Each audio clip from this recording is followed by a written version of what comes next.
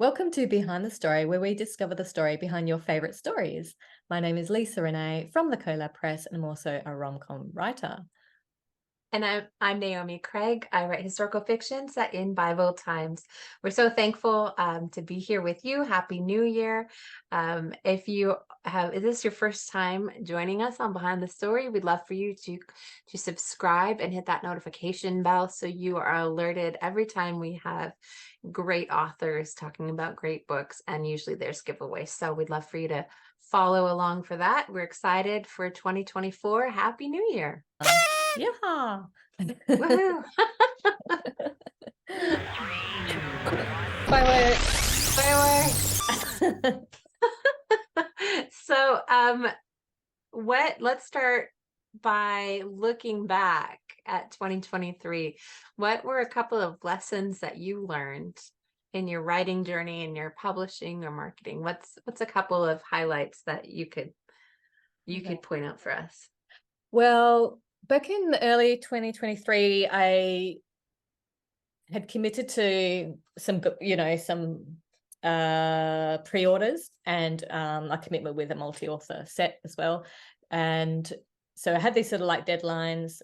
Lessons learned, I shouldn't have double booked myself during the Australian school holidays, our vacation break. So the month before that, and then coming to January, I had a release pretty much on the same day my other manuscript was due for the editor. So that was a bit of not good planning.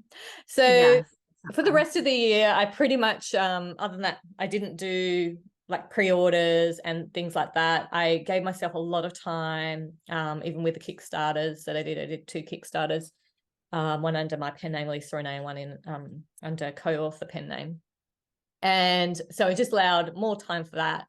And, I think it's good, to have these deadlines and things like that. So I did have a deadline with my co-author where, I have to fit in with her. She's got that month available. Let's write the book this month. And we had to release it by a certain time so people would get their products, their book before Christmas. Right. So there is deadlines and that, but just being more flexible, making it less stressful. More flexible. Yeah. I think that's smart to plan that in so you're not overbooking yourself or being stressed. Yeah. I've got some more lessons, but I'll go over to you and you can let me know if you've got anything you've learned.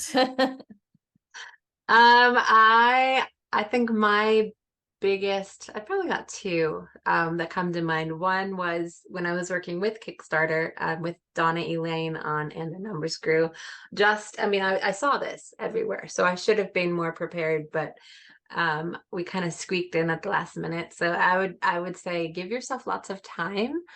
If you're doing a Kickstarter, like don't push it right to the last, because even if you can get everything on your end done, I had to I'm still wrestling with some of the fulfillment on that, so that's kind of a bear. So how about you? What's your next one?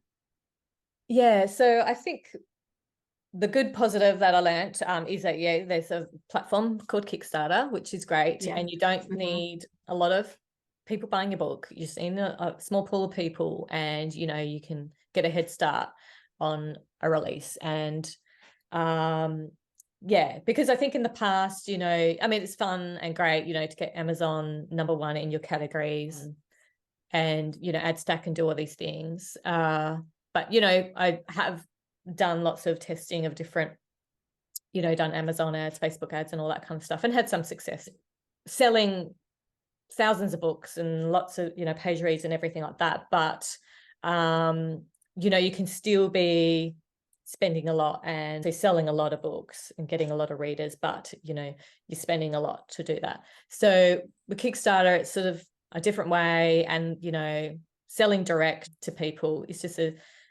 just having that more, knowing who your readers are, having that more contact with them, because I can sell lots of books at Amazon and not really know who these people are. And maybe they're not signing up to my newsletter. They just come and go. I don't know who these people are. You know what I mean? So you can still be successful in a different way and get it offset. Enjoy that. So and then you're sort of a bit more not, it's yeah, still having a big launch, but it's in a different way. And yeah, so once you've done a Kickstarter, like I've done 2, it's, the second one was easier, quite easy and all that kind of stuff, but I still learned some lessons from that. So with Kickstarter, I learned probably, like you're saying, have things more done, basically ready. We sort of, with the co-author one, I thought, oh, we'll raise the money through Kickstarter and pay the editor through the Kickstarter, which is what you want to do. But then you sort of are leaving things a little bit later. We were fine with editing. Our editor was working with us. The money comes through, she gets paid straight away. So it ordered just when she finished and all that kind of stuff. But what I prefer is probably actually having that all done, pay the editor in advance, and then actually getting a book, getting the paperback or the hardback, physical copy, one for yourself. Yeah. Where you can show what the people are getting. That would be, I think, a more of a key to people seeing visually what it is. And even though romance genre people aren't really so much about, the illustrations on the pages or fancy covers, all that stuff, I think Kickstarter people like that though. Yeah. They like buying, they like supporting, they read all the different genres and they want the physical book. So I'd probably do a bit more of that, invest in like the time and everything, and to do a little bit of fancy stuff, not too fancy like foiled edges and all that, because the genre doesn't need that. But yeah, that probably would be more successful. But like I say, it's with my genre, it's not like a big huge one like with Kickstarter, like some people doing 10,000, 20,000, 30,000 plus, and they've got, but the cost is a lot. Like it does cost them to produce that product. They might be spending $20 on the book itself, but they're selling it for $35, $40 or whatever. Yeah. So that's my takeaway is I've learned some stuff from Kickstarter, how I do it, and I still will be open to not like necessarily all the releases, but maybe like a collection, a special edition, and all that kind of stuff. Use it for that. Yeah, really hone that in on what's perfect for. Do you think that you'll do a Kickstarter again? Yeah, I think so. Just give myself more time, which it kind of goes in right into goals, kind of lessons learned. Just really trying. One of my goals is to write cleaner, and so when I'm handing it over to someone, it's better, it's tighter, it's better on that. And then earlier, so we can get the Kickstarter. We're planning for book 2 of And Their Numbers Grew. It'll be And They Were Persuaded. Just following in that sequel of The Growth of the Early Church. So that'll be November. So just getting it in way earlier and building that cushion for ourselves, which means I need to write faster. I need to write clean. And so I can do this. How about you? Do you have any goals for 2024 set up yet? Yeah. So I'm still going to just take it easy with ideas of what books I want to write. But yeah, not be too strict about the time frame for that. Yes.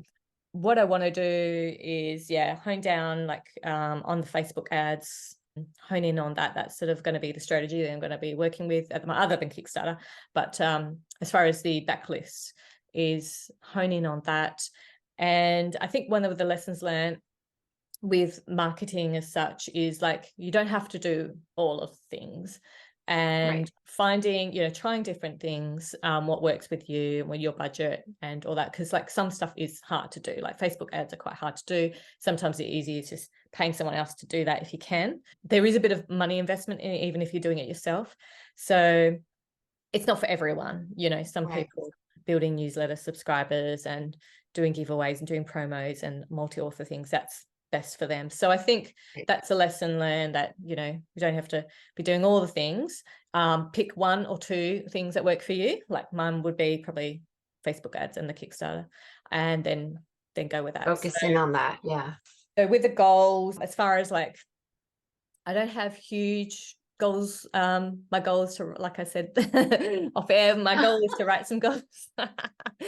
So when this goes to air, it's January 1st. I will be sitting down, planning out a rough guide of what this month I'll be doing this, this month I'm doing that. But I pretty much, I'm not writing all the time. I'm writing, this is a month I'm writing this, and then there'll be preparing, like getting that edited, getting the review team, and then getting the launch, and then next month it will launch, and then you're doing the marketing, and then the next month, writing the next book for something. So yeah, that's how I've set it myself to do now too. Yeah. So I'm looking forward to that. Stages. And some people work differently. They're just writing all the time. They're writing in the morning, they do marketing in the afternoon.